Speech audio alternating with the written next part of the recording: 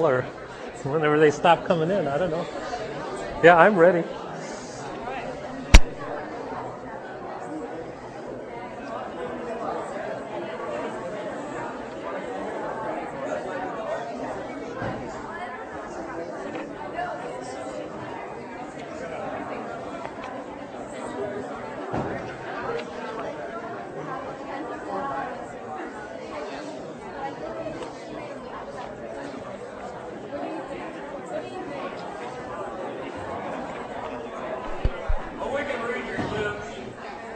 Good evening. Can you hear me at all? No?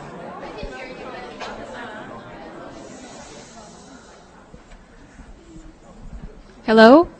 It's working? Okay. All right. Good evening. It is my pleasure to introduce Edward Fella as the second speaker in the Design Media Arts Expanded Design Lecture Series, coordinated by Erki Hutamo and myself. Edward Fella is this year's finalist for the National Design Award from the Smithsonian Cooper Hewitt Museum and the recipient of the Chrysler Award for Design and Ingenuity.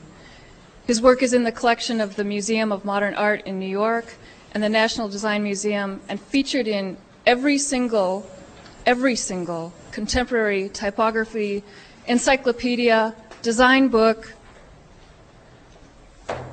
magazine, and annual. Edward Fella's Letters on America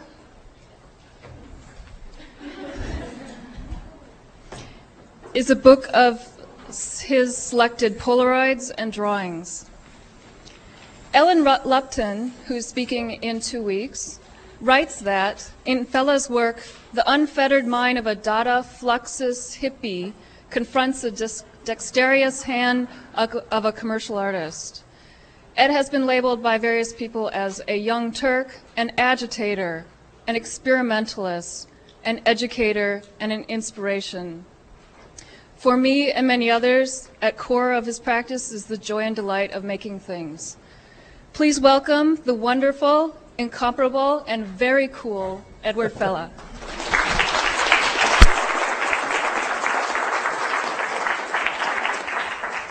Thank you. Can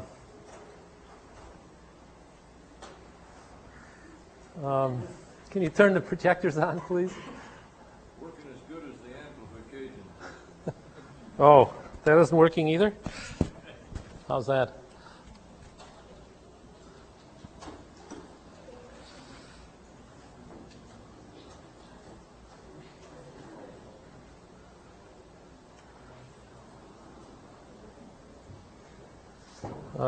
All right. First comes all the tech stuff, like focusing. All right. Wow. I'll have to find a place to talk to you from. Too many people. Anyway, thank you for... What's happening? Huh?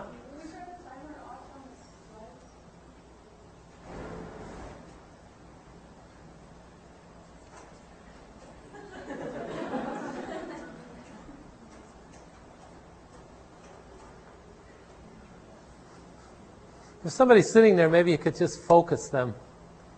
So I can't figure out how this thing works.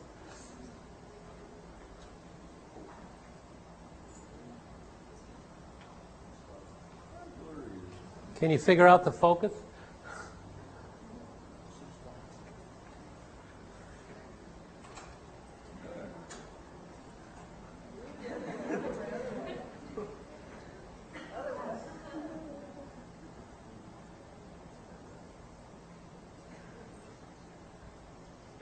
All right. Okay. I'm going to start.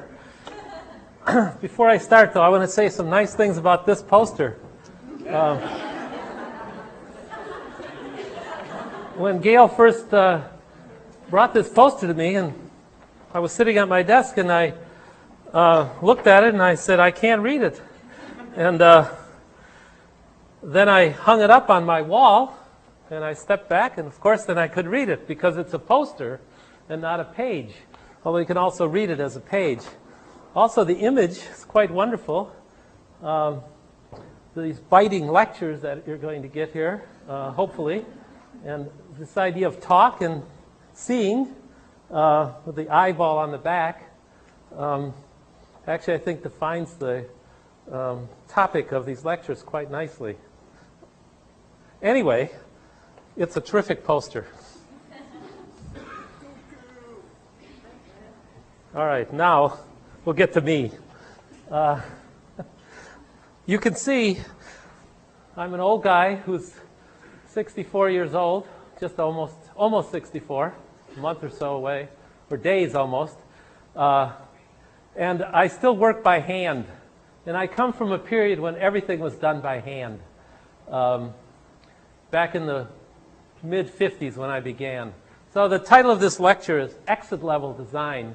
So, you know, everybody starts out as a student and then a entry-level designer, and then you become an emerging designer, and then you're a mid-career designer, and then you have a mid-career crisis, and then finally, at some point, hopefully you can become an exit-level designer and, you know, kind of retire and have something to do. And, you know, pass on all the work and all the responsibility and all the stress to the next generation, which is you guys. So I'm going to talk about what it's like to be an exit-level designer, how wonderful it is, and how to prepare yourself to be one through your long track in the design world. I'm from Detroit. I was born there in 1938. My parents were European immigrants. My father worked in the auto business, or the auto factories, I should say.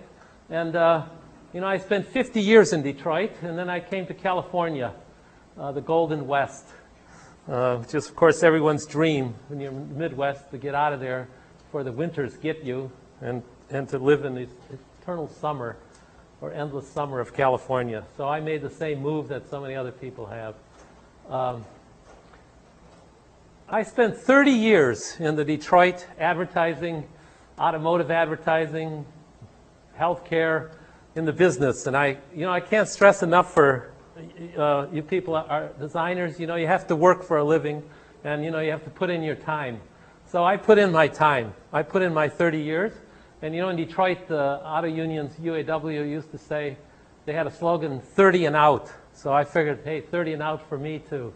So I did spend 30 years from 1957 to 1987 in the Detroit design business. And, you know, this is the kind of stuff I did, which I'm not going to show you more than an example of. And I also did tons of healthcare stuff, which was done in sort of modernist design, Swiss style as it was called. I also did illustration. Whoops. All sorts of illustration, from design illustration to cartoons. And I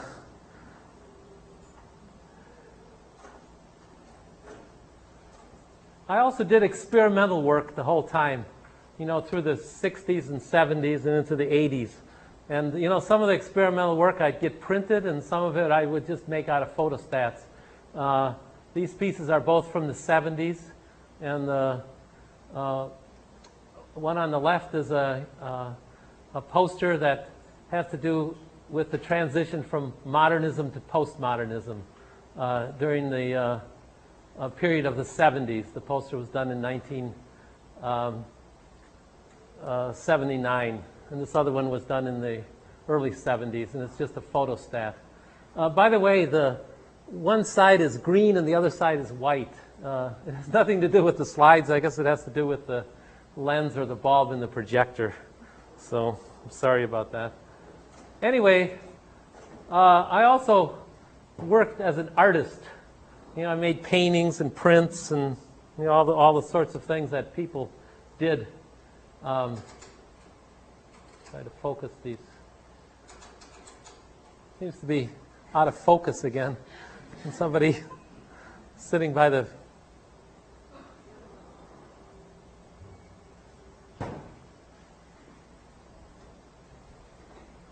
problem with technology.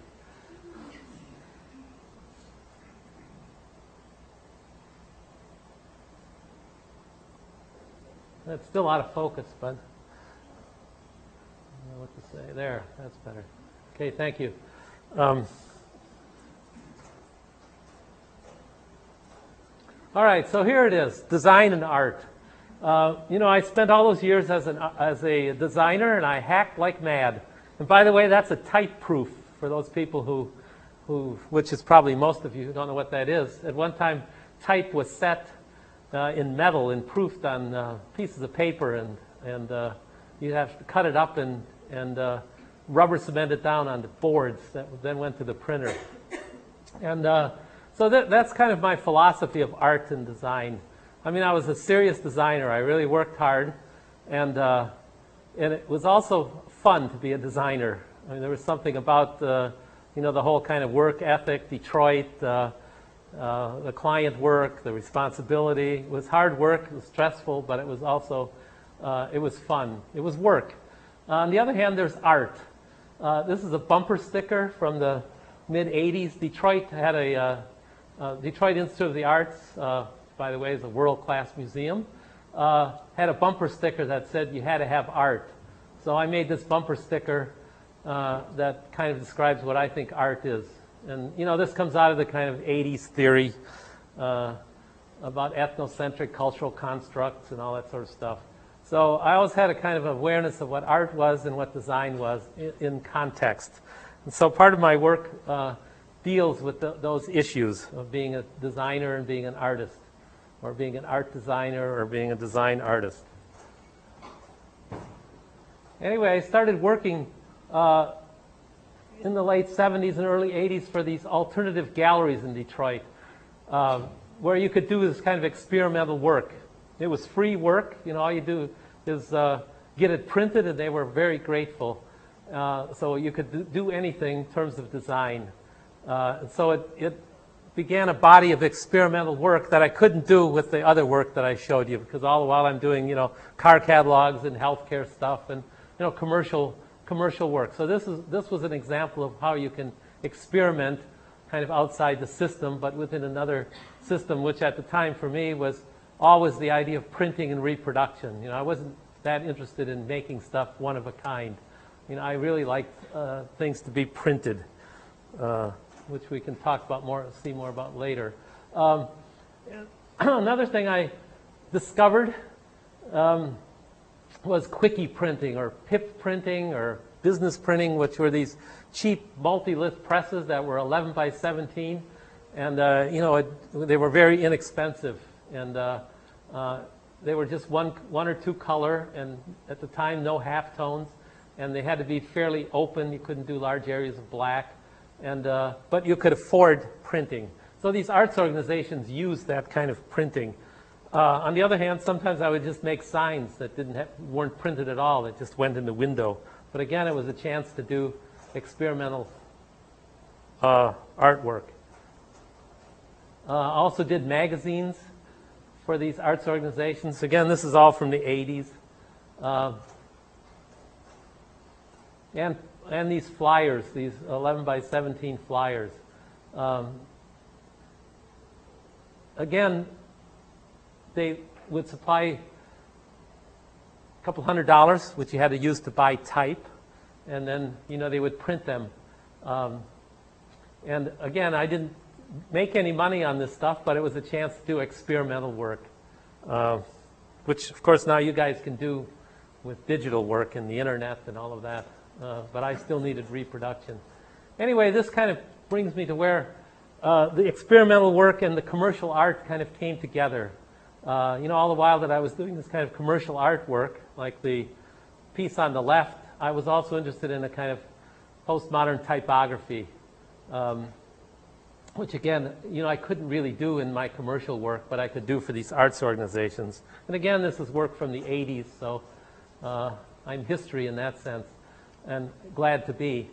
In 1986, I went to Cranbrook and got a master's degree so I could teach. That was also when I kind of retired from the Detroit automotive advertising business.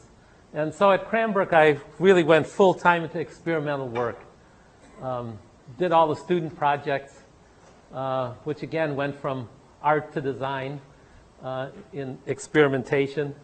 And we do packages, and the same kind of material would be used to make a print. I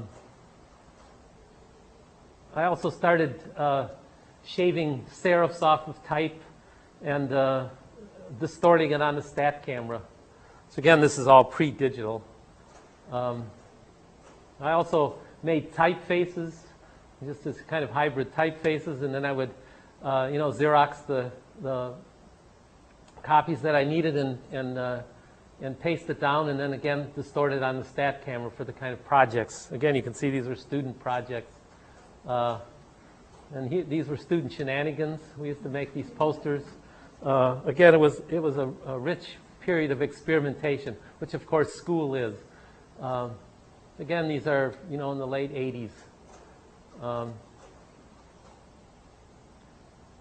The piece on the right is the history poster, which is a classic assignment for design schools, and the piece on the left is just an experimental piece. And again, I was interested in this kind of gestural,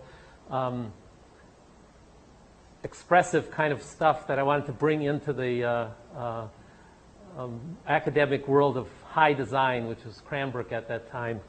I really, even though I was approaching 50, I was the oldest student, obviously, in the school. I was interested in kind of bringing this commercial art aesthetic into the mix. Oops. Anyway, I started doing these flyers for a gallery in Detroit. There were these 11 by 17 pieces again, and this constitutes a body of work where I did one every month. And it wasn't about really the exhibitions or the artists. It was about what the designer was interested in doing. And it was an alternative art space, so you could get away with that. It wasn't a commercial venue like most of the galleries were. It was a collective that was funded by the government. So I said, well, you ought to fund experimental design, which they did. They were receptive to that idea. So I did the flyers every month for the exhibitions. And again, as I say, they weren't about the exhibitions. They weren't pictures of the artist's work or the artists. They were typography. And even the typography didn't relate to whatever the artwork happened to be. So they functioned independently of the, which is, of course, exactly the opposite of what design is supposed to be, right? Where you solve a problem for a particular client and make a communication. So these were about communication, but it wasn't the communication of this particular group of artists. Anyway, it allowed me to experiment, full time, literally.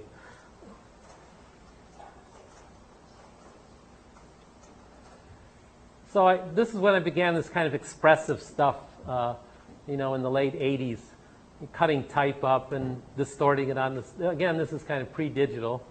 Of course, everything I did is pre-digital, still to this day. So and you can see, again, what happens. It was all done by hand, pasted up. You can do this kind of stuff with a computer now, of course. Again, shaving serifs off, making new typefaces by shaving serifs off, distorting them. I was also interested in irregular spacing. The one on the left is kind of irregular spacing where you make new meanings out of the words. And on the right is irregular spacing just as a practice of fine typography. And actually, irregular spacing can be as difficult and as artful and as aesthetic, I claim, as fine typography. Where you spend an awful lot of time balancing the letters and the words and the line. So in irregular spacing, you do just the opposite. On the other hand, you still unbalance it very carefully. So this takes just as much work. Here's some close-ups of it so you can see what actually happens.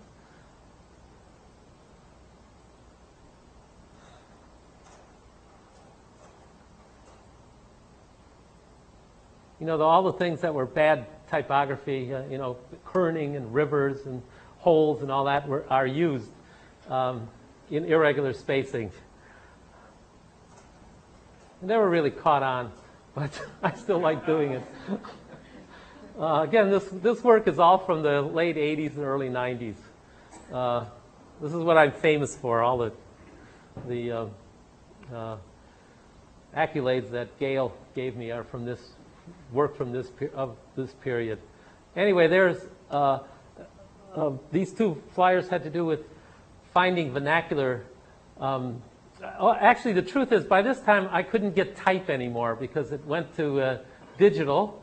And so I used all sorts of other means to make the type on these pieces, like stencil lettering, which, by the way, is the basis for template Gothic. Stephen Heller once said that this work is a dead end and it has no value for professional practice. So I always use that example as saying, well, this is what begot template Gothic. And the other one is just using press type or letraset, which probably doesn't exist anymore. And it was towards the end of it when, you know, I just had sheets left. The other thing that really began to interest me was hand lettering and commercial art. I went back to my, you know, this is in the, as I said, in the early 90s, so I went back to the late 50s and early 60s when I actually did this kind of stuff, you know, as a designer and a letterer and a commercial artist in the Detroit art business. So I started getting that stuff back again. And also my thesis at Cranbrook had to do with hand lettering and decorative illustration and all this kind of low-grade vernacular stuff. That was the great bulk of commercial art.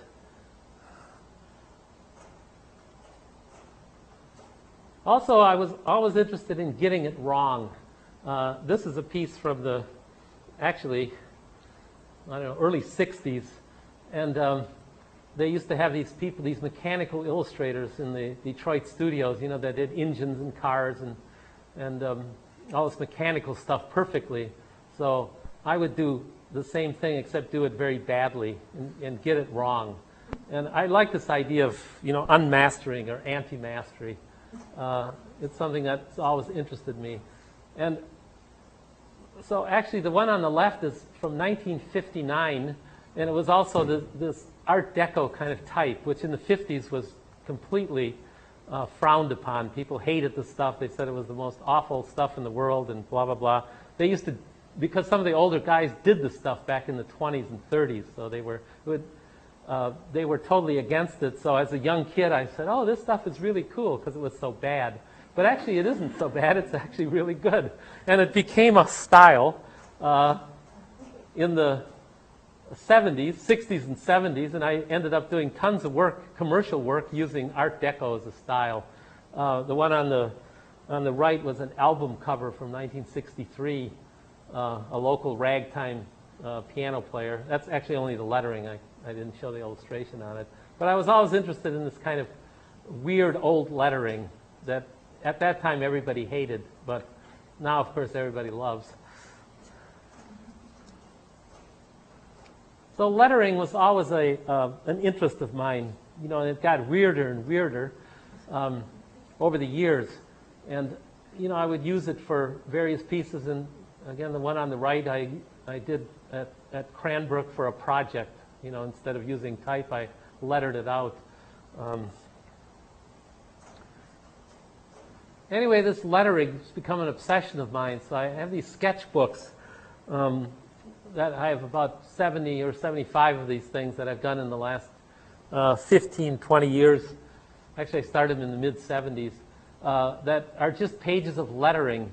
And they're sketchbooks, and they're very carefully done, but they're still sketchbooks. I don't really plan the stuff out. I just draw it on a page and then move to the next page. And there's a huge variety of stuff. Sometimes I do it in Prismacolor pencil, or in this case, it's ballpoint pen. Sometimes I do books that are collages, where you take bits of type and paste it down and move it around. So I'll show you. I have thousands of pages of this stuff. I'll just show you a sampling of it. It's Prismacolor pencil using, and the sources are everything, you know, but the sources are kind of vernacular, commercial art, history, pop culture. Some of the things are based on texts, books that have lines in them, so the language is a kind of language poetry. It doesn't really amount to anything or make any sense. It's kind of that's what I call exit level art or design. Don't really have to do anything. You know, I did this stuff for 30 years for real, and now I can just make it for the sake of making it. It doesn't have to say anything. It doesn't have to solve any problems. Or in this case, it's just fake. It's like fake posters or fake pages.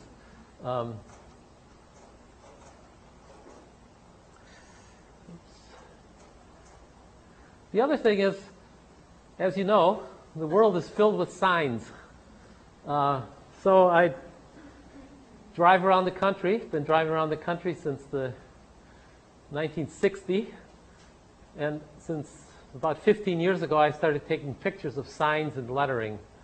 And so I'm not so much interested in the large signs. That's been well covered.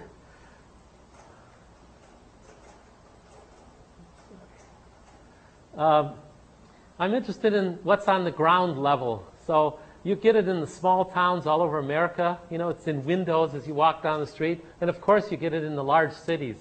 New York, Chicago, Detroit, Los Angeles are filled with signs. Any block that you walk, you'll find tons and tons of signs that have all sorts of lettering on them. And some are commercial, some are hand done. So I've been, for the last 15 years, going around photographing these things with Polaroid. And they're the 600, they're a little square, and they have a particular quality, and they're also, you know, you can't do telephoto, you can't do too close up, so there's a certain range that you can work in. And that's the perfect range if you're walking down the street and you see a sign in a window, as you can see by this page with my shadow in it. So it kind of shows how the scale of these things. And again, I'm not so much interested in the whole sign. That's been documented by a lot of people. Walker Evans, for example, did a fantastic body of work with signs. I'm more interested in the weird little details. So that's what my Polaroids are about. And I've taken about 3,000 of the things in the last 15 years. And they're in this book, Letters on America. And they're taped together. You know, there are 9 Polaroids on a page, and you can see that the back cover of the book shows how they're just taped together. And for years, I just taped them together, and then they've been re-edited for a book. Darn. This one jumps 2 at a time. Anyway, this is the book, and the divider pages have little fragments of my own lettering. And by the way, there's my philosophy as a teacher. Rules are taught to be broken only exceptionally. So hopefully that's what I do as a teacher.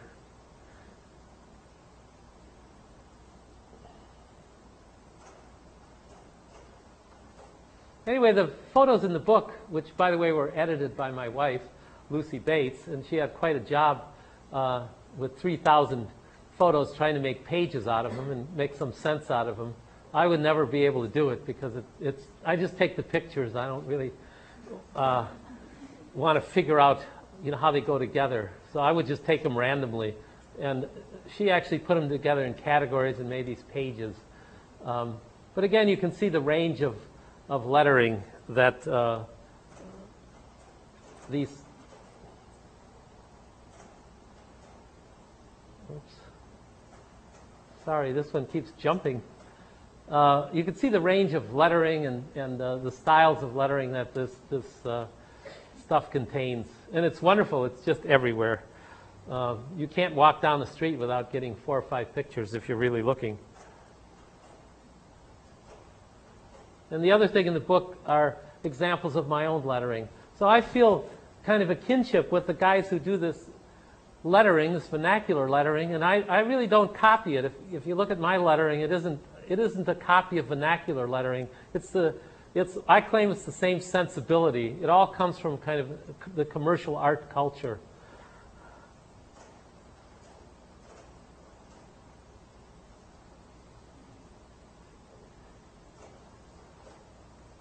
Sorry.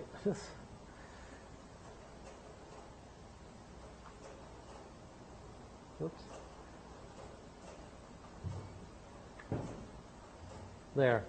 Okay, now that the lettering is done, I still have thousands of pictures of faces and landscapes, which I also took in the course of the year. Well, I still take as I walk around. So if you take a lot of signs and posters and the stuff you see on the street, they have faces or landscapes. So if you take the pictures and cut out the lettering, this is what you get. So that's another exit level designer project. A couple more books, if I can get them edited. Anyway, so here's, what does an exit level designer do? Talk in dark rooms and teach. So I've been teaching for the last 15 years, and I still teach one class a week, so I'm kind of semi-retired, I guess. And now that I have these lectures to do, and I don't do any more professional work, even those gallery things are long gone, I had to figure out some way to still make pieces. I wasn't really satisfied by just doing Polaroids of other signs and the sketchbook pages, which are fun to do, but they never amount to anything. So I still do pieces, but now I do them after the fact. In other words, I do them after the lecture's over. And, I hand them out after the lecture. Sometimes, right after the lecture, sometimes weeks, months, years after. And I take them down to the Quickie printer for about $60, $70. It's getting more expensive. I can get a couple hundred copies, and it's just bond paper that I buy in the office supply store. I always use gray or tan because the white paper almost looks like Xerox's. And sometimes I really splurge, and for 20 bucks more, you can actually print in a color instead of black. But still, it's very inexpensive to do, and it allowed me to print. And, as an old-fashioned print designer, I just am not satisfied unless I have something printed. So I love this idea of printing in multiple copies. Anyway, so this is what I do. And a couple years ago, I came here to give a lecture, and then this was the after-the-fact poster that announced my lecture here. And again, it plays with all this kind of commercial art and decorative illustration and, the stuff I did for real, and now I'm doing it for fun. But it's still real. It's still real hard to do. I still spend a lot of hours making these pieces. And, it's really about the details and reworking this kind of material that really interests me. And, being famous, I get to go to Europe. They fly me to different countries to give a lecture. So, I do a piece that was for Germany, from Belgium. Or I was sent to New York, or called to New York by the AIGA to have a little debate with Massimo Vignelli, the modernist designer who's about my age. And when he saw this thing, he said, "See, that's the problem with typography. You can't read it." He meant the one on the right. Anyway, about the one on the right, that is another interest of mine, are all these little bits and pieces that are almost letters, but not quite letters, that have every possible form and shape from history, from typography, from art history, that are kind of melded together to make almost letters, but not quite. They're little bits. And, I've been fascinated by them, and the sketchbooks are filled with them also. So that's another kind of indulgence that an exit level designer can do. Where you can letter without actually having to say anything, or even worry about what typeface it is.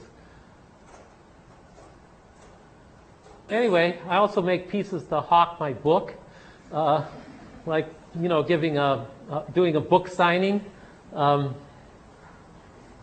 gives me a chance to make a piece. The fronts are always kind of the same, and the back is different. I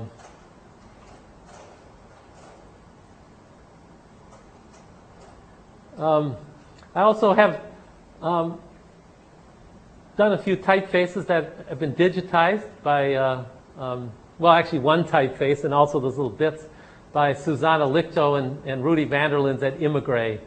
So I don't really use the computer, but somebody has digitized my faces, and I find it really interesting and how beautifully it was done, because I did them by hand, and when they were digitized, all the little elements that are in the handwork are in the digitized version, which is really amazing, and also proves that handwork and digitized work really aren't any different. So even though I work by hand, working with the digital media is really the same. And also I do flyers for famous designers that come to visit at CalArts, like David Carson. Again, they're done after the fact. The students always do a poster, and then months later I'll do a flyer. Or years sometimes. This was Neville Brody, when Neville Brody came, and I had fun with Fuse. Anyway, these pieces are quite complex, but that's the whole point. There's plenty of time to do them. There isn't any deadline, so you can just spend all the time you want on them. And I still like to work. I just don't want to work for clients or money. Anyway, and also former students who come and do lectures. This was Lisa Nugent from Reverb that came to do a lecture. The one on the left is the front, and she had done a funny typeface by default in 1987, which I happen to have in my file, and I'm sure she totally forgot about. So I did the piece using that typeface. And the back is a kind of making fun of Reverb, who does beautiful logo types and logos and branding. So I kind of took their logo, the Reverb one, and did it the way old-fashioned commercial artists used to do it, when the salesman would walk in, or the rep, and say, "Hey guys, I need 15 logos by 4 o'clock for Pontiac," and then we would sit and grind out logos. No focus groups or anything like that, but it was fun. Anyway, I also do stuff for, again, this is exit level design, for the profession, AIGA bag for the conference, Plaza Magazine wanted me to do a cover for them. Again, all this stuff is gratis. They do stuff for the school, and I use all this kind of commercial art lettering, so it's a chance to use all this old stuff. And also I don't do type, so if somebody wants type, like here they sent me the fax, so I just Xeroxed the fax and cut it up and rearranged it and drew on top of it, and that way I avoided having to do any typesetting or getting a computer. This is more stuff from the Chicago AIGA, no, the Chicago ACD. I worked for both professional organizations. Again, they had a magazine where they wanted people to make comments, where they have groups of designers and they give a theme. Like the theme there was the future, and I used the Carl Sandburg poem. And this was a British magazine for a paper company, and the theme was words, so I sent them a page. So anyway, I can still get stuff. Actually, this stuff does have deadlines, although they're always really long ones, because these publications never really come out on time. So whenever they get them together, they print them. And of course, students and friends who have babies. I always letter the names of their kids and the birth date. This is kind of a cottage industry of mine. I'm going to go through just a quick group of flyers that have to do with holiday. Everyone can do a holiday card or a holiday flyer or a holiday greeting or some kind of a holiday piece. And I've been doing them for years, and I really enjoy using the form of a holiday card, which has a kind of little a poem or a few lines and an image, and the kind of material that has to do with holidays. So it's fun to kind of work with this stuff and either skew it or rework it or just kind of play with it, do a riff on it, so to speak. And every year, and of course I have to say this does have a deadline because the holidays they occur, so I do have to do them before. So it's the only job that I have, the only project that I have that actually has a deadline. So I'll go through some of these. You can kind of see the variations that you can get on it. And sometimes they're also family affairs. Like I had my wife draw up 26 letters, and I made a typeface out of them. And then I have some nephews that live in Africa, and well, they're Africans, that's why they live in Africa. And they're little boys, and they sent me their sketchbooks. So I cut up their sketchbooks and rearranged them on the back to make the back of the piece. So these are the backs and the fronts, by the way. And again, it's this play on the message and the kind of holiday imagery that exists. And these are a couple more, and a couple more. This was for 2000, Y2K, and the back has the whole millennium lettered on it.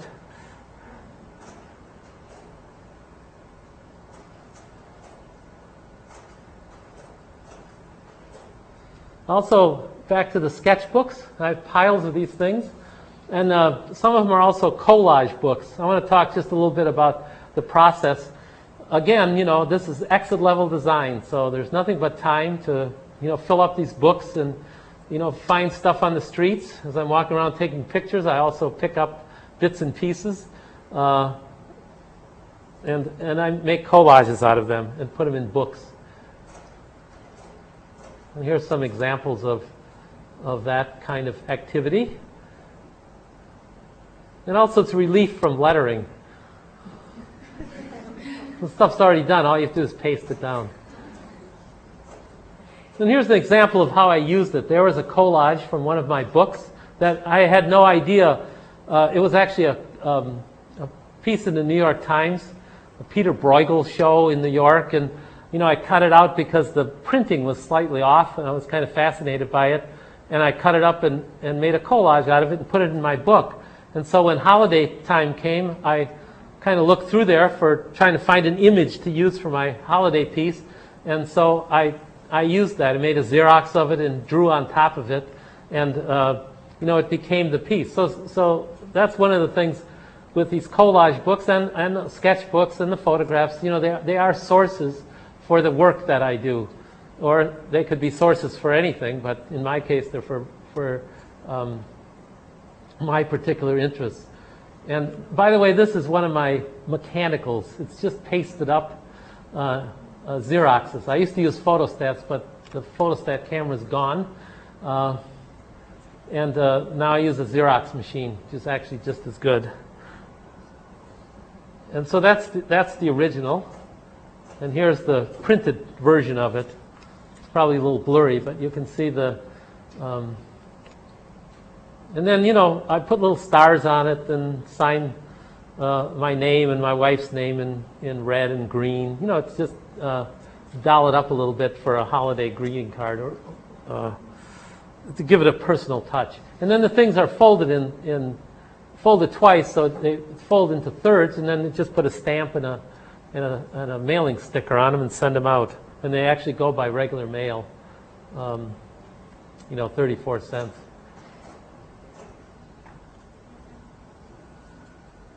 Oops. Must be stuck.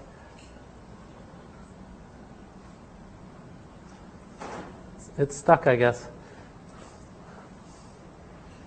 Anyway, I want to talk a little bit about also just a few words about my process. You know, I have these fancy sketchbooks, but like everyone else, I have to, you know, I keep books, you know, and I sketch out things and work out ideas also.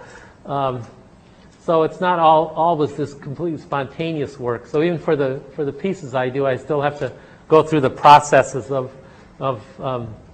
trying out ideas or coming up with ideas. So I also keep these kinds of sketchbooks.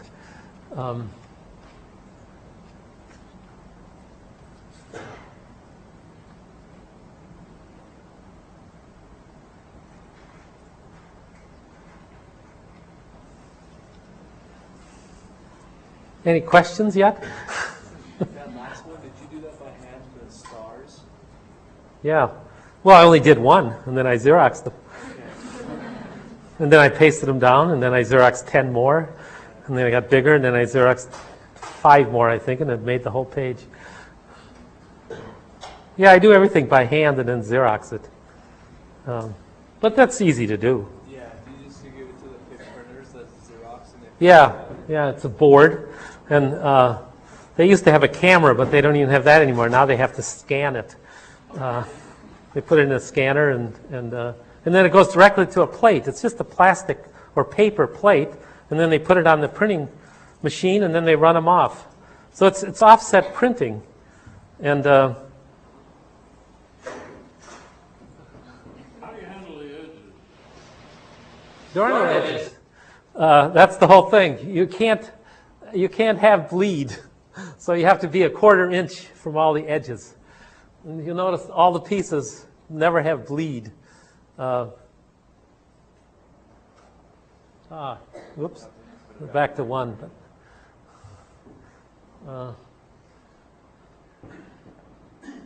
Let's see, if I go backwards, I should get, I'm close to the end, so.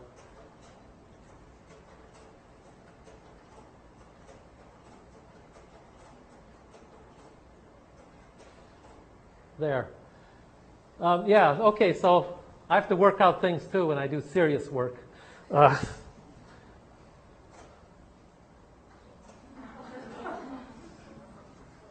Oops. Anyway, this is how I do the stuff. I draw it out by hand, and then I scale it on a wheel, a scaling wheel, and then I put it in the Xerox machine, and so I need 45% reduction or 30% reduction.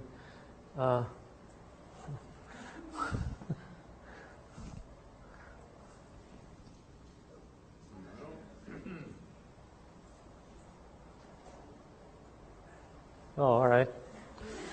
Only a few. Oh, I see. Oh. All right, we're only a few to the end. Anyway, this is the process that I use. And I mean, it's only obvious to anyone who's a few years older than you guys are, but so many people now can't even imagine doing things by hand and pasting them down and then waxing them and moving them around. But actually do the same thing on the computer, so it's not that big a deal.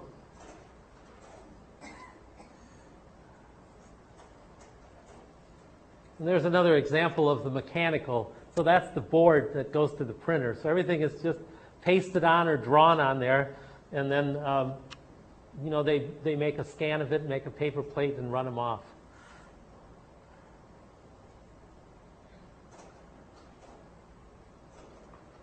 And here's the last little anecdote. After you become after you're done with being an exit level designer, you then become a bad painter. So, and that's how you finally end your days. So I decided, well, it's time that I started working on my bad painting career. And so I started with drawings. I thought, oh, I'll make a couple of drawings every day, and I'll go back to the 50s, to this kind of gestural, abstract, expressionist period that I came of age in. And I thought, I can't be an artist of 2001. I'm going to be an artist of 1959, 1957, 1955 when I went to school. And so I started making 2 or 3 drawings a day, in this old-fashioned kind of scribbly way. And after 430 drawings, I got repetitive stress syndrome in my old arm, and I had to quit. So my bad painting career is on hold at the moment until I get repaired, and then I'll continue. Anyway, this is the end. So I'm kind of going forward by going backward. And another slogan of mine is free work in due time. So, you know, in due time you're free to do free work, literally free work, and also, you know, completely free in what you can do as a designer.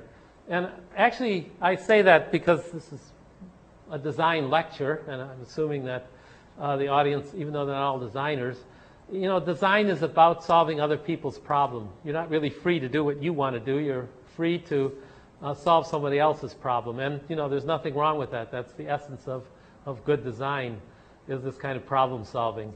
And, but in the end, you can solve your own problems. But since I'm a designer, not an artist, I don't have any problems. So I just have to make design work that doesn't have any problems anymore. So it just becomes this kind of, as you can see, this kind of play that doesn't really amount to anything other than, you know, an occasional flyer. But I want to use all the skills that I still have. And it's like a machine that's still running, but, you know, it's not producing widgets anymore. But it's still working very nicely. So anyway, that's my kind of idea of exit level design. You know, that you spend some time. Of course, you have to have a decent career and maybe a little teaching job, and then finally Social Security, so that you can do this. And on the other hand, you know, even in your period of due time when you're working for people, you still are free to make experimental work, right? You don't have to always just do client work. So this free work in due time kind of works both ways. And in my case, of course, at my age, you know, it's more interesting to go back to the past and redo all this kind of stuff. Since I really am not interested, I don't have a 40 or 50-year future like most of you have, or all of you, who are just students. So remember this lecture when you're my age or getting around 50, and prepare yourself for exit level design.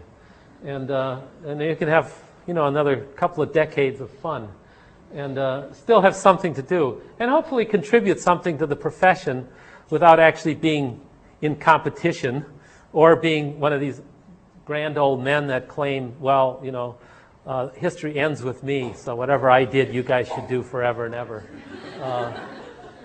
So it's, you know, do what you want to do, and you will anyway. And this is what I did. So this is kind of my life and my end point, but it's your beginning point. So good luck. That's it.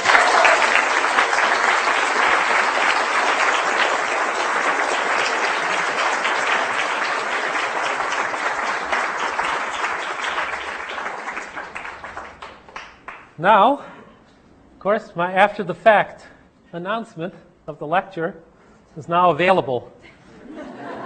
So, before you leave, you can all have a copy of it. I hope I have enough copies. I'm not. Anyway, so you could see the last one I did was, I think, 3 years ago. So I kind of reworked it. I don't know if you can see, but it's basically the same thing, but not exactly the same thing. And then the back is, again, basically the same thing, but not exactly. And I use the same blue ink. Spend an extra $20. Also, if you have any questions, We have time for some questions. I guess we could we, yeah, oh, good.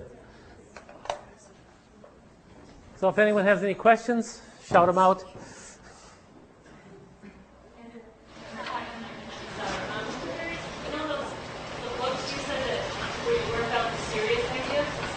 Yeah. Do you carry those around with you in addition to the spontaneous ones? No, I keep those on my desk most of the time. Sometimes I do, but they're on my desk. They're, you know, like everyone has a, you know, you put notes in, it's a calendar, it's. Okay, yeah. You never see me carry one of those around. By the way, the other books I always carry around with me.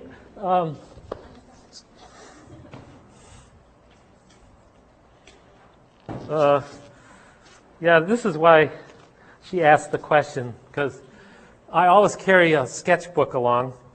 Oh, there's the directions.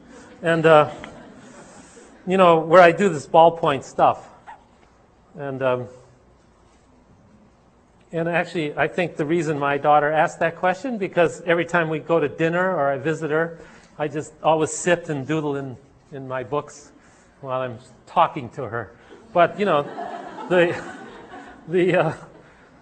you don't really have to think about this kind of stuff because it's just a kind of doodling, you know, little bits and pieces, bits of words. So this is what these sketchbooks are like. And these are finished pages. Obviously, I don't work these out like I do these pieces. I do work out. So that was the reason. And, you know, because it looks so easy when you see it this way. But the truth is, this is easy, and this is much more difficult. And, you know, there is a difference between these two in terms of the way it functions if you look closely at it.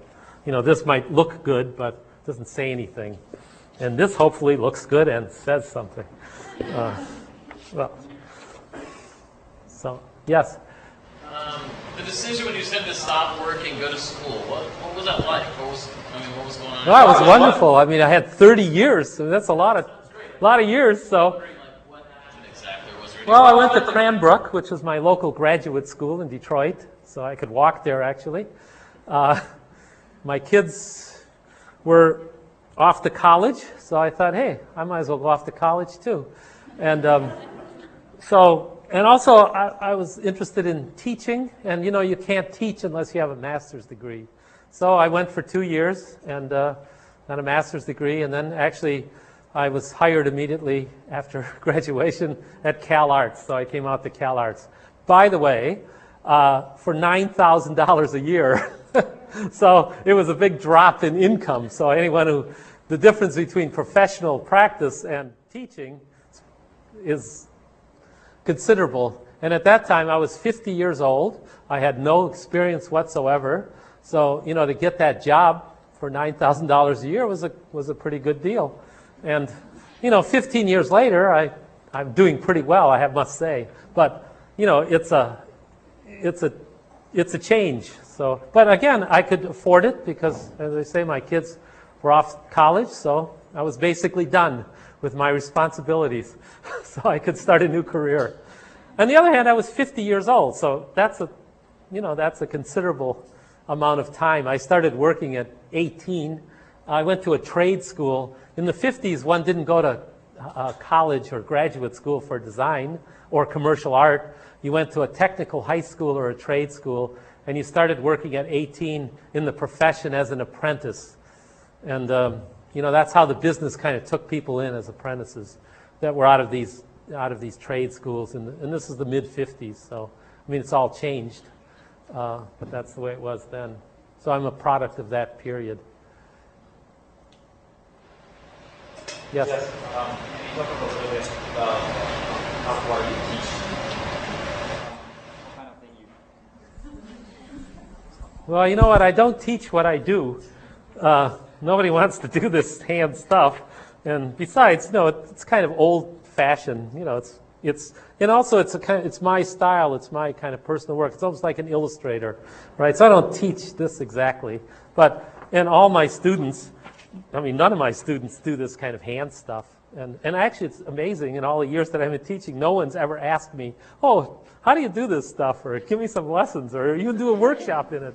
So, hey, you know, it's not, and I don't blame them. I mean, you have to work on the computer, right? And so all the teaching I do, I mean, I don't teach technical classes, but the work is all digital work on the computer or motion graphics or websites, and, you know, so not actually being able to do it. And also I teach in a graduate program, so, you know, a lot of it is more seminar and theory and discussion than it is, you know, kind of hands-on work. But I can see why, you know, this kind of work is fun, but, you know, you can't make a living at it. And these little projects I do, by hand. Yeah, you could do them occasionally, but again, it'd be hard to try to make a living doing that kind of stuff. The whole business is just set up differently nowadays than it was, back in my analog days, when there was a certain time was spent doing it that way, right? Everything was set up to do it that way. Any inspiration from ransom notes or alkaloids? From what? Ransom notes? Well, nobody's ever captured me in ransom notes. I don't know who'd pay. Inspiration, my inspiration is in a sense, but again, I'm a high culture designer. I went to graduate school. I'm interested in, I know art and art theory and design theory and all of that. So, I have this kind of interest in the vernacular. And also it came about in this postmodern period when Robert Venturi wrote the book Complexity and Contradiction in Architecture in the late 60s. I read that book. I bought it at the Museum of Modern Art in New York, and I said, wow, this explains why I like the Bailey's rug cleaning invoice better than the Chevrolet invoice that I was actually designing in, Helvetica with, columns and this kind of stuff. So it was a kind of, the shift from modernism to postmodernism was part of this recognition of the high and the low, right, the vernacular, and somehow bringing that into the larger culture. And also, the truth is, in my day, of course, I came from the pushpin generation, when this kind of, that was my interest in Art Deco in the late 50s, the same time pushpin was interested in these older styles, these historic kind of styles, or the eclectic styles that you saw in the early 60s. And, I was part of that generation, or am part of it. And that's why I'm interested in that, but I'm reworking it in a way that's completely different from, if I showed you the work I did in the 60s, in many cases it wasn't at all like this, right? There's a big shift in how I do it now than the way I did it then. So it's a reworking of what I've done with, and it's also the scribble drawings are an example of that, where, doing now, knowing now what I didn't know then, and reworking that, right? I mean, obviously you're not going to go back to 1959, but it's this idea that, I'll go back and rework that with what I know now, 30, 40 years later. So it's a kind of postmodern game that you could play with your own work and make it interesting, or keep it interesting, I guess is the whole idea of an exit level design, right? Keep it interesting so that you want to go to your studio and do something, but you don't want the pressure, and hopefully if you don't need the money, you can do that. And I have to say, I have a nice studio at Cal Arts, a little room, and they even wired it the other day, so I have an internet connection.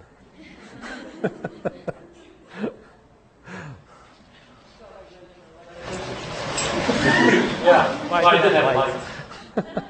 I don't work by candle. I'm not that old. Some of my students think that I might, but I work with the candles and a crow-quill pen, right? Feather. You had a question? When you do your design, do you start out with an idea of what you want to do or accomplish, or is it more intuitive? Well, that was kind of my point. The sketchbooks are, right? They're totally intuitive. I just start on a page. I never sketch anything. It's a finished page right from the beginning to the end. And that's why I tried to point out, for other stuff, I need to work the same as you do, right? I need to find ideas. I need to make sketches. I need to try things. In fact, these pieces, I relettered them, 50 times. I spend endless hours on them. This part here, I did 5 times before I even got to this idea. I had other ideas. And finally, I had a little idea sketch here. And I thought, I could do it this way. It was part of my, ideation. And so finally, I went back to this. And so I blew this up on the Xerox to this size, and I tried to draw it. I did draw it very carefully, exactly like this. I didn't re-letter it. So there's an example of, ideas, working them out until you finally, or I finally feel, or we all do, that, okay, this is it. You finally have to stop. So yeah, there is that. And on the other hand, there is a kind of spontaneity also in this kind of work because you can stick anything into it. You know, some of this stuff I had, you know, I grabbed out of my files. These things I didn't redo, for example. I had those from something else and just stuck them on there. And other lettering, it happens the first time. Like this, actually. This, I just lettered this, and it was it. There's no revision on it whatsoever. This one is the 5th version. So there, sometimes it just works that way, and sometimes, as you all know, anyone who does creative work, you know, it's a struggle. Sometimes it's there, and you think, wow, I'm a genius. How did I do that? And you can't do it again. Yes? Do you have design any of the fonts or actually have some of your No. Well, people always ask me, you know, do you want to design a font? Actually, my whole idea in the beginning, which was already at Cranbrook, was that, and that's why I started doing my own typefaces. I thought, hey, this was even before computer and fontographer. I thought, hey, you couldn't do text faces, but everyone could do their own display faces, right? So it was this idea of making faces and then distorting them and Xeroxing them for display, which actually in commercial art is an old thing. When I started in the 50s, every studio had a lettering man. Of course, it was all men in those days. And, you know, that would do nothing but letter ads, headlines, and things like that. And you know, because type was set in certain ways, you couldn't stretch it and all that, so they would just letter it. So, you know, that was part of this idea of and then, of course, when the computer and fontographer came along, you could make endless faces. In fact, there's too many now. There's millions of them. So it's like, oh, make your own faces, use them yourself. And actually, that one for Immigré was really funny because I was asked to do a face for Design Quarterly magazine. Lori Haycock was the art director of the magazine, and she asked me and Matthew Carter and Susanna Lichto each design a typeface for that issue. So that one page that I showed was my design for the face. So I made all the characters. It was all called Out West on a 15-degree ellipse. It was done with 15-degree ellipse guides. And it was published in the magazine.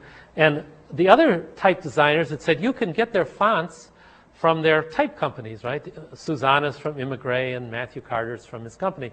And on mine it said, you can have this. All you have to do is copy it from the page or stat it from the page. And so a couple months later, Rudy Vanderlins called me up and he said, I'll take you up on your offer of that typeface. And, you know, I'll digitize it and I'll sell it. And actually he did. Oh, well, Susanna digitized it. And he gave me royalties on it, really, which he didn't have to do because I said anyone. And actually, I got a letter from a kid in Minneapolis who sent me a letter. And he had digitized the face also from the page and actually sent me a letter in it. But he just did those characters, whereas Susanna made a whole, you know, real typeface out of it. And so that's how I have this one digitized typeface, the Immigré. And then they also saw these little bits and pieces. So they decided, oh, we could digitize those things and call it fellow parts, and which they also sell. So those are only 2 digitized things that I have. Then I've just not gone into this thing of the type design. Although so many of my students have and other faculty have. It's a whole new industry, right? And it's an interesting one that's actually calming down a bit now from the early days when there was so much stuff. But so it was more like, I don't really need to do that. Other people will do it. Or you just do your own. Any feelings about the graffiti types? No, I'm not interested in it. Oh yeah, well, there's in my book. I've taken tons of Polaroids of graffiti, but my work doesn't come out of graffiti. It comes out of commercial art, but so does graffiti, right? Everything comes out of that idea of letter forms that have been around for several hundred years, and especially in the 20th century when, you know, people have lettered stuff all over the place, signs and, I mean, everything. So there's this proliferation of lettering So, that's why I say the vernacular people, anyone who makes a garage sale sign, we all deal with the same 26 forms. So it isn't really so much crossing, it's just this going back to the sources, right? We all use those sources. And it's the mentality of using the sources. And, my mentality is no different from the graffiti artists in the idea of using them in new and imaginative ways, right? And they have a certain agenda for using the letters, for obscuring them, for, doing what they do with them, as I do, right? You asked a question back there. What are your personal reasons for staying away from technology, and to what extent is this avoidance of technology play a part in Too old and too dumb. I tried it, and it's too frustrating, and I don't have the patience for it, and I can't remember things anymore, and it's just so easy. It's just so easy to do all the stuff that I do so well that I've done for 40 years. It's just the kind of laziness. I just fall back into it. And the other thing, it's almost a philosophical or psychological reason is saying that, this belongs to the next generation, that it would take a whole lifetime to really get into this and to begin, it just started at the end of my life or the end of my career and so at the beginning of yours, right? So I thought, I'll leave it to the next generation to deal with this. And so I made a kind of conscious decision to let it go and go back to the past, my own past, and these kinds of skills that I have. And I don't believe in it as a reaction. I work in tandem. That's why I teach, and I've been teaching for the last 15 years. And that's also why my work has been very influential, because it's not a regressive work. It's work that's in tandem. And also the early stuff looked like it was all done on the computer. In fact, my reputation was made by Immigrant magazine that did an issue on me in 1991 with all this work for that focus gallery, which were a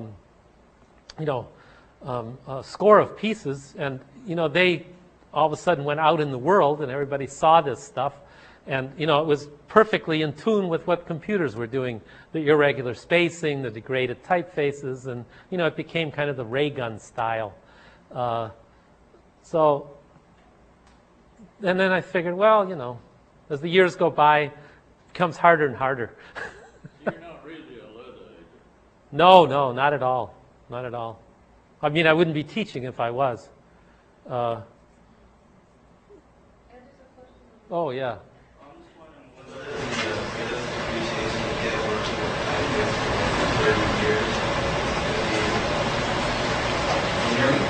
Yeah. I don't understand the question. A lot of people, they do not know how to appreciate typeface. I'm just wondering, Oh, well, I guess, when you work with the same 26 letters for 40 years, and it's just 26 forms, right? I mean, you begin to appreciate the nuances of those forms. And it's actually, when you think about it, that's pretty limited in a way to use those 26 forms. That one piece I showed you, the Massimo piece, the reverse side of it was this idea of these forms, but they're not the forms, right? All the other forms are put into those 26 forms to make them not the 26 forms. So it's this idea of saying, yes, I appreciate those 26 forms, so much that, I'm working my way through it out of them, and yet it still is the forms. And that was that's the answer, the only answer I can give you for that. And just wait yourself. Spend 40 years with those 26 forms, and you'll appreciate every nuance of them. Yes. Going back there. Yeah, I want to know, do you experiment with calligraphy, or do you ever use it as a jumping, a starting point to wacky stuff? No. But I had a piece where I made fun of calligraphy. And actually, what it was one of those books that shows you how to do the strokes. So all the letters are there with a little pen. So I used that as a typeface on the front of the piece. And on the back, I did this practicing. And it was kind of badly done. And actually, Rick Pointer, in one of his articles about me, called me a expert at the inept, based on that piece, or the fact that I am an expert at the inept, because there is an ineptness in my work that actually is and isn't, right? That's why I like vernacular and outsider stuff, and calligraphy, and also this idea of anti-mastery, right? So that one piece I showed you, where these mechanical, highly skilled, highly paid mechanical artists in Detroit who did these engine blocks and cars, and it was real, and photo retouching, and there was where I took that same kind of thing and did it badly, right? But if you look at it, it's very kind of clever satire on that idea of, and obviously, it's inept, but it's about ineptness. And of course, it's also a commentary on mastery, right? So that's an interest I have in calligraphy, is from that same point of view.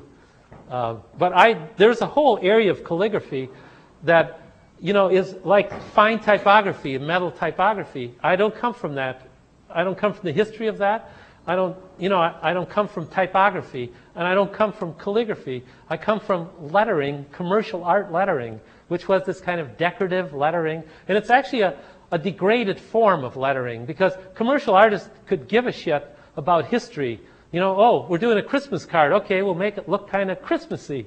Or, they never cared about being accurate historically. So they would use calligraphy, like I've used it on my holiday pieces. Well, okay, it looks like it, and it's this other version of it. It's their own version of it. It's a kind of mid-cult version of it. And, there's a certain interest. I have an interest in that. And that's a kind of vernacular. It's more of a mid-cult vernacular than the lowest kind of vernacular, which would be, people just hand lettering signs or graffiti, well, actually, graffiti is a much higher vernacular than people lettering a garage sign or graffiti on a bathroom wall, right?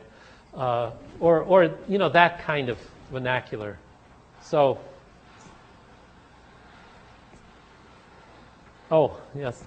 I'd like to go back to that response to the bumper sticker you have, that art is ethnocentric, etc. Yeah, it's ethnocentric construct, which is just critical theory, right? Multiculturalism, postmodernism. In relation to your comment that you made a few times about not wanting to work for a client anymore, and yet when you stopped working for clients, you started blurring into this realm of is it art and right. Art. So I'm sure you gave it a lot of thought, because artists also have clients, and this kind of blur, I'm interested in hearing your comment about how it affects your creative process, because obviously you're the same exhibit. Yeah, actually what it is art design is actually the next piece I'm doing. It looks better when you letter it than when you say it. But if you take art and designer and ist, you get art designerist. And if you make art and ist heavy and designer light, the whole idea is there in a word, right? And it's this embedding design in art, or being an artist, but through design. So my artwork, for example, is art, is become art in a way, but it's art about design. It comes out of design. And it's not like pop art, which was a kind of ironic commentary on design, or commercial art, right? This is actually commercial art, but put into the realm of art. But that's only because, you're right, it's a world, it's a construct that has to do with, the way designers see themselves, or the way they're seen, or the kind of discipline and world that they work in, the design world, as opposed to the art world, which is also a world of, commercial, it's an economic system, as design is an economic system. But they're different systems, right? They work in different cultures. But yeah, in that sense, they're the same thing. And also, it's this idea of history, and of course, it's a real postmodern idea that design becomes more and more involved with art, and art becomes more involved with design, right? So it's blurred.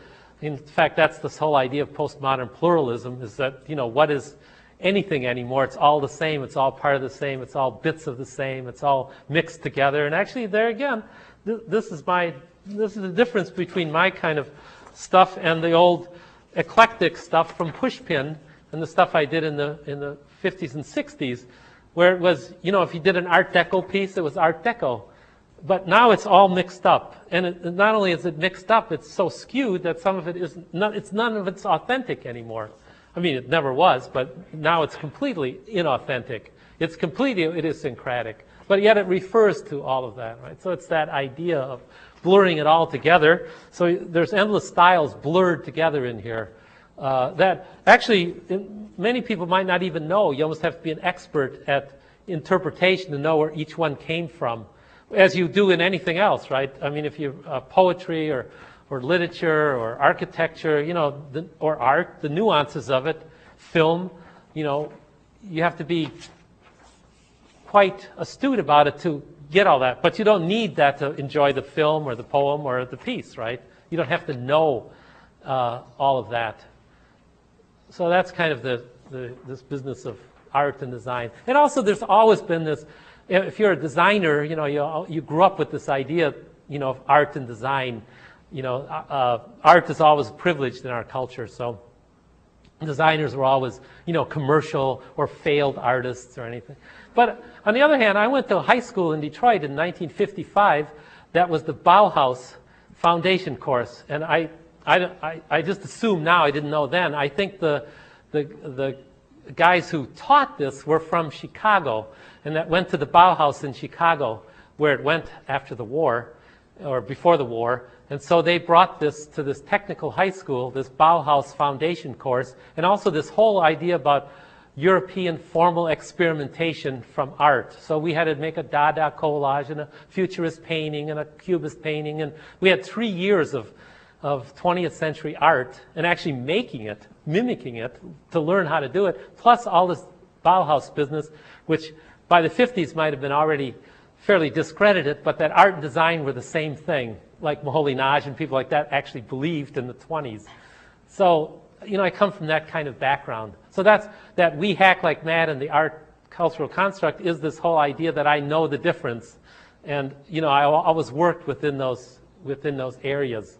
And, that I did, even though I was a vernacular commercial artist, I still had a grounding in the so-called high culture, which is the art culture, which actually a lot of commercial artists do. Because art is something you learn in college and school, and you read it. And there are art magazines on the newsstand. You don't see design. All my life I saw, Art in America and Art Forum and, those magazines on the newsstand. But you don't see, well, now you do, but you didn't see design magazines. So the general public wasn't as aware of design as the general public was of art, or just, people in general. I don't know if that answers it, but. We have one more question.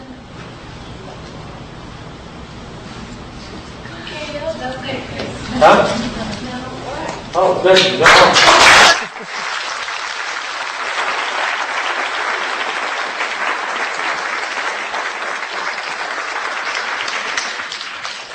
Also, you could have your piece. I don't know how we'll do this, but oh, careful. Here, let me get this out of the way here so that you can. There's plenty. Don't worry.